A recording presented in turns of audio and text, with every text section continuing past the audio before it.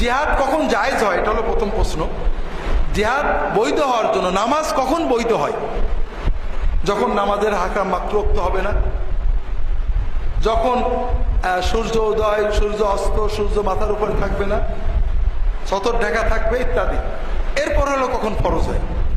জিহাদ বৈধ হওয়ার জন্য, জায়েজ হওয়ার জন্য শর্ত হলো রাষ্ট্রপ্রধান থাকবে।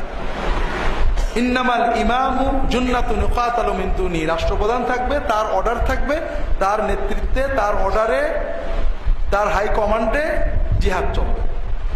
2 নম্বর হলো জিহাদ হবে অস্ত্রধারী সশস্ত্র অমুসলিমদের বিরুদ্ধে অথবা রাষ্ট্রদ্রোহীদের বিরুদ্ধে। ওয়াকাতিলু ফি সাবিলিল্লাহিল্লাযীনা ইউকাতিলুনাকুম, যারা তোমাদের সাথে লড়াই করছে তাদের সাথে লড়াই করো। এই জন্য রাষ্ট্রপ্রধান, রাষ্ট্রীয় নেতৃত্বের বাইরে কোনো কেতালের জিহাদ হয় না। যখন রাষ্ট্র নির্দেশ দেয় তখন এটা ফরজ হয়, কিন্তু ফরজে আইন হয় না। কিছু লোকে করলে বাকিদের গুনাহ থাকে না, সবটা যারা জিহাদ করবেন তারাই পাবেন।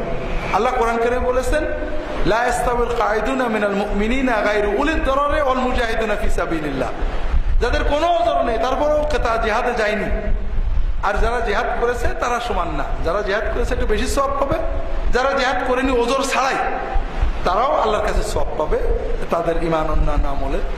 তবে যদি কোনো দেশ আক্রান্ত হয় অথবা রাষ্ট্রপ্রধান নির্দেশ দেন সবাই যার যা আছে নিয়ে বেরিয়ে পড়ো, তখন সেটা ফরজে আইন হয়ে যায়।